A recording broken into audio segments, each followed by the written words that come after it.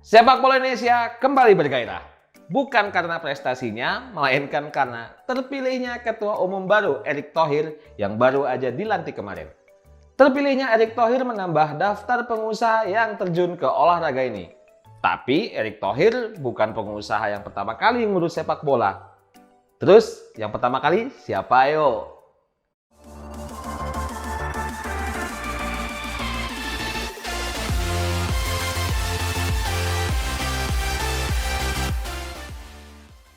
Ditilik dari sejarahnya, Galatama jadi mula pertama kompetisi sepak bola profesional di Indonesia.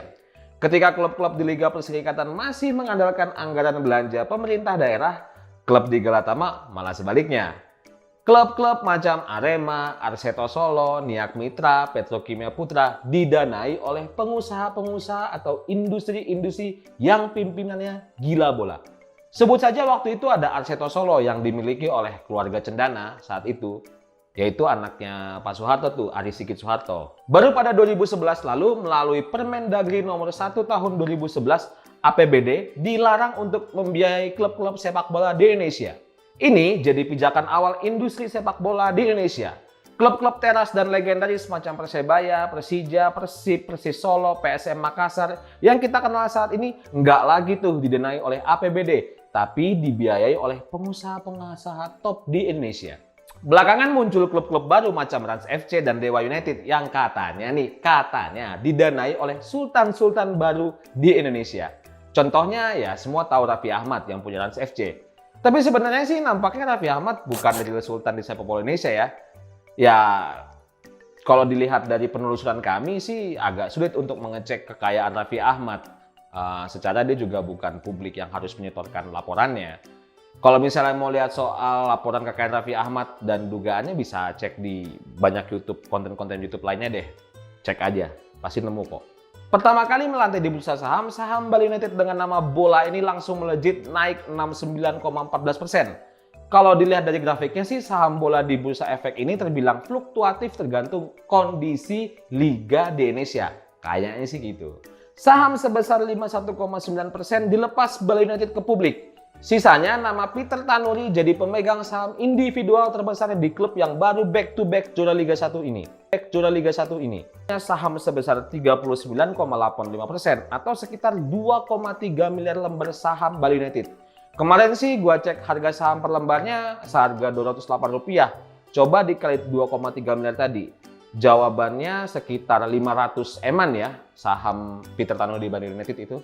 Ada beberapa nama lain, tapi sosok adiknya yaitu Yabes Tanuri juga punya saham sebesar 2,5% dan juga jadi direktur utama di klubnya Nadeo Argawinata ini.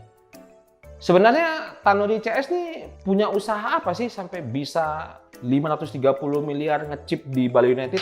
Entar dulu kita bahasnya, tapi kita belajarin satu-satu dulu nih dapurnya Bali United.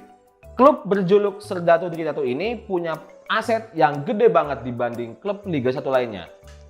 Maaf sih, gue nggak bisa bandingin karena cuman Bali United yang punya annual reportnya diinformasikan publik, jadi kita bisa tahu asetnya.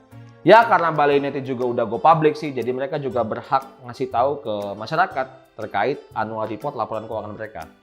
Merujuk pada annual report Bali United pada 2021 lalu, aset klub ini sebesar 600 miliaran rupiah.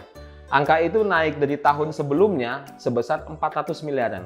Itu aset lancarnya ya, udah bisa kebayangkan betapa gede dan kayanya klub ini nih. Gokilnya lagi nih, kalau kita ubek-ubek annual report Bali United pada 2019, kita bisa lihat betapa untungnya klub ini dari investasi jangka pendek yang mereka lakukan dengan menempatkan dana obligasi sebesar 100 miliar rupiah.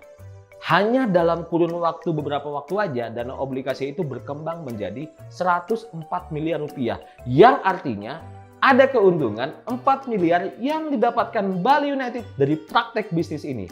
Itu mereka masih belum melepas semua investasi obligasi mereka loh. Ya bisa dibilang Bali United bukan sekedar klub bola sih kalau ngelihat dari pola bisnis mereka. Apalagi potensi bisnis dan cuan mereka bisa mereka manfaatkan betul dari investasi-investasi tersebut. Tentu balik lagi, sosok Peter Tanuri nggak bisa lepas dari kebijakan-kebijakan bisnis yang melampaui banyak klub-klub Liga 1 lainnya. Ya sebenarnya nggak cuma Peter Tanuri doang. Di dalam Bali United kan juga banyak orang lain juga.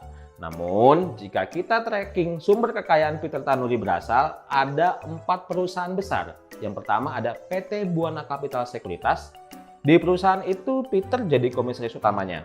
Lalu ada PT Philadelphia Lestari, terus ada PT Multistrada Arah Sarana. Nah, ini kalian kadang kenal nggak? PT ini tuh yang produksi ban mobil Achilles sama ban motor Corsa itu. Tahu kan? Terus yang terakhir ada PT Trimegah Karya Pratama yang bergerak di sektor bisnis voucher belanja.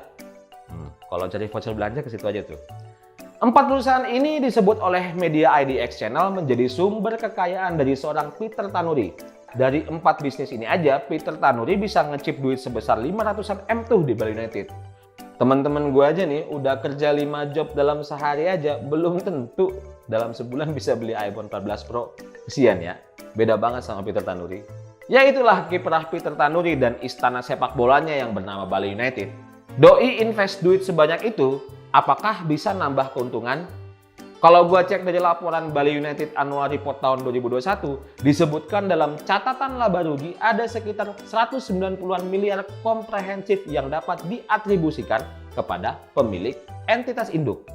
Si Peter Tanuri ini masuk dalam pemilik entitas induk ya. Terus dari 190-an miliar itu Peter Tanuri dapat berapa?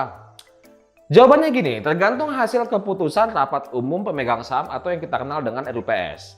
Tapi kalau kita mengira-ngira dengan menghitungnya berdasarkan PSAK nomor 56 tentang laba per lembar saham, Peter Tanuri dapat 0,35% dari 190-an miliar atau sekitar 66 miliar rupiah dividen yang dia dapat dari saham di Bali United. Kira-kira untung atau rugi gak ya? Teman-teman Datanesia, saksikan terus video YouTube Datanesia dan jangan lupa komen, like, share, and subscribe. Terima kasih.